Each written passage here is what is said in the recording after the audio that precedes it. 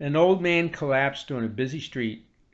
It was a corner in downtown Brooklyn. Within minutes, he was rushed by ambulance to the local hospital.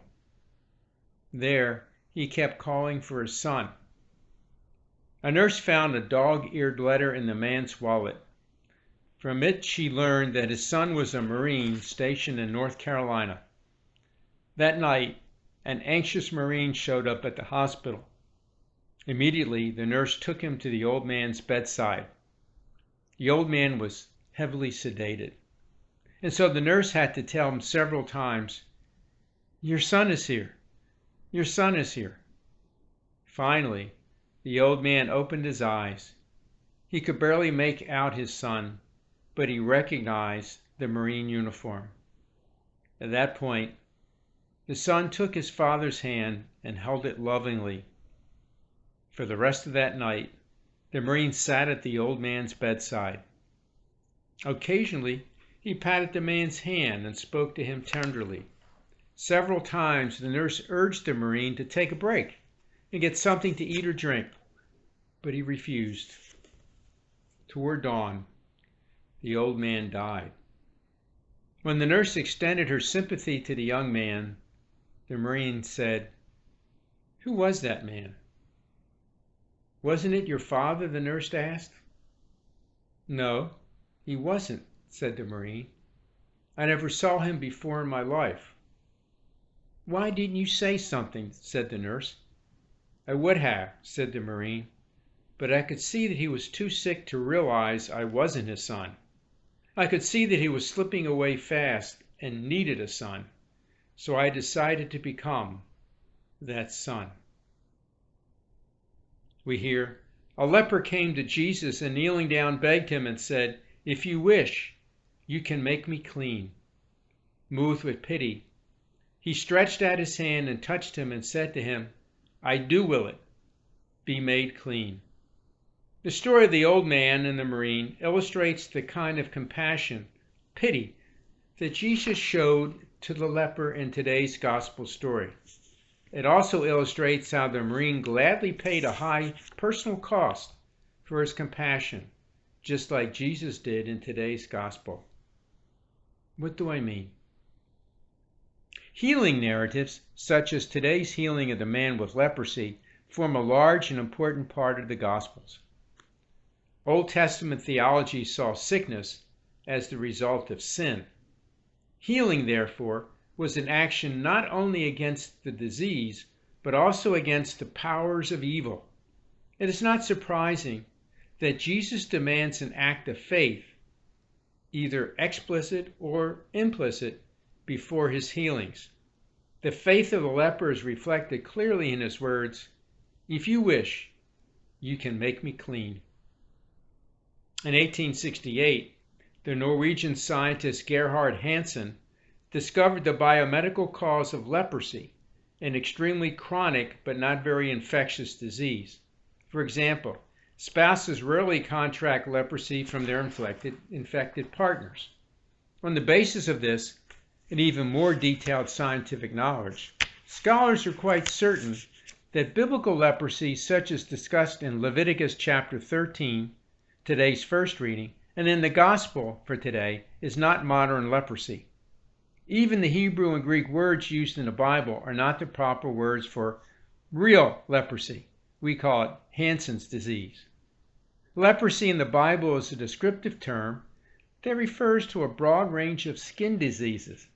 It describes a repulsive, scaly condition that modern scientists think may have been something like psoriasis. Being tagged a leper made one unclean, which is a ritual, not a moral condition. Uncleanness is a physical property that can come about naturally. For example, through discharge of bodily fluids like bleeding, childbirth, and certain diseases, or it can be the result of deliberate acts, for example, sexual transgression, idolatrous practices, homicide. Uncleanness can be passed on to others from contact or proximate contact. It can be washed away by bathing or laundering and other rites. Our ancestors in the faith were mindful of the divine command to be holy, as the Lord your God is holy. Leviticus chapter 19, verse 2. Holiness meant many things, not in the least of which was bodily wholeness and integrity. Anyone with physical imperfections was clearly not holy, as the Lord God is holy. For no one who has a blemish may draw near, or a man with a defect in his sight, or an itching disease or scab, so on and so forth. The whole quotation you can find in Leviticus chapter 21, verses 16 to 20. The book of Leviticus commands that the person afflicted with biblical leprosy must live alone. His dwelling shall be outside the camp. Leviticus 13:46. The effects of the diagnosis of biblical leprosy with its declaration of unclean were devastating. In addition to the personal experience of physical impairment and the accompanying psychological diminishment, there were social and religious consequences as well. A leprous person was cut off socially and forced to live apart to prevent spreading impurity, and was prohibited from participating in religious rites to avoid polluting sacred places with one's uncleanness. When Jesus heals the leper, he addresses far more than the man's medical condition. Jesus' healing touch restores the man's physical wholeness, and with it his psychological sense of well-being. But he also makes it possible for the man to rejoin the community and to resume a life of worship that is an essential part of life. And in fact, in touching the leper, Jesus himself becomes unclean.